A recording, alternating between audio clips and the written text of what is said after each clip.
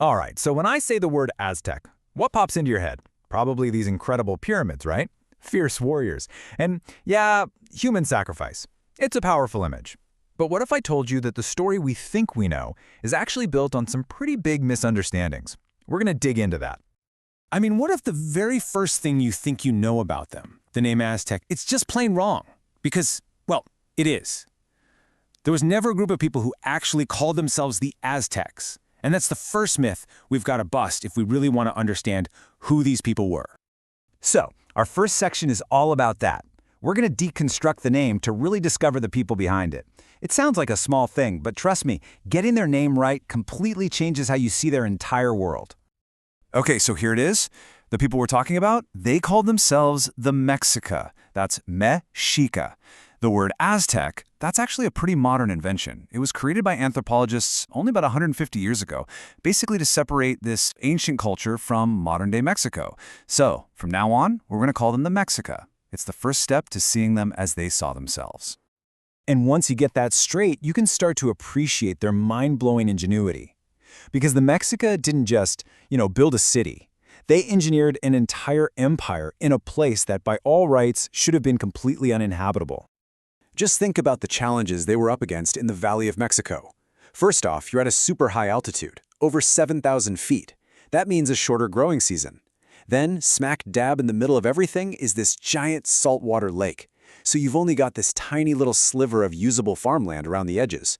Building a massive city here, it sounds impossible.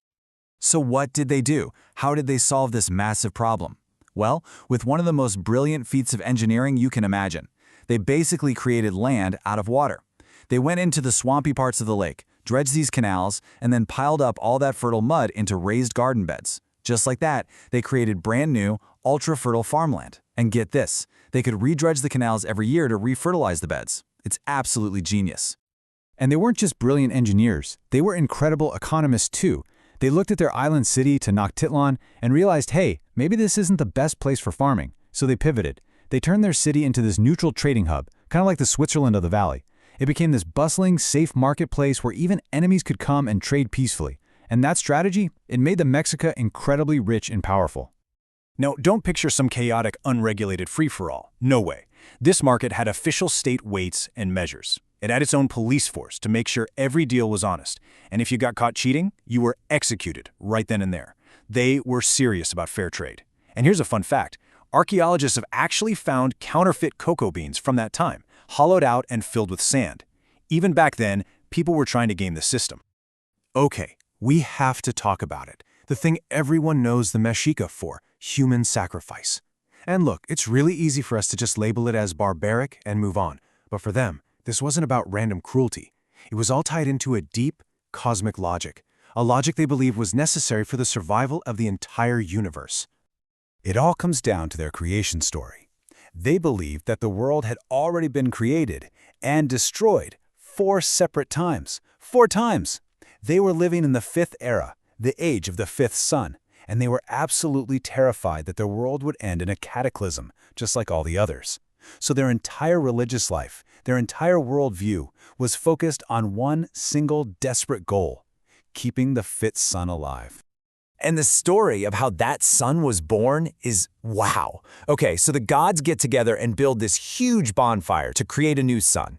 There's this one arrogant, powerful god who's supposed to jump in, but at the last second he chickens out. He's afraid of the pain. So instead, this humble, sickly god, Nana Watson, he just leaps in without a second thought. He sacrifices himself, and he becomes the sun.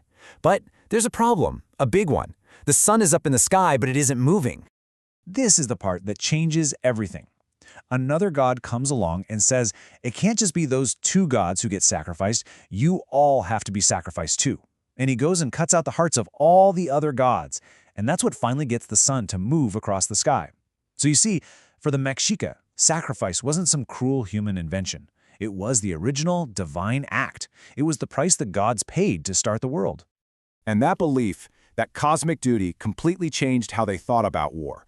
So you can just throw out that image you have of bloodthirsty warriors just slaughtering everyone in their path. That wasn't it at all. For the Mexica, combat was this deeply ritualized event with a totally different objective. I mean, the difference between their style of war and what was happening in Europe at the time is just night and day. In Europe, the goal was simple: kill the enemy on the battlefield. But for the Mexica, the goal was to capture enemies alive so they could be used in sacrifices later. Their warriors weren't just guys with weapons.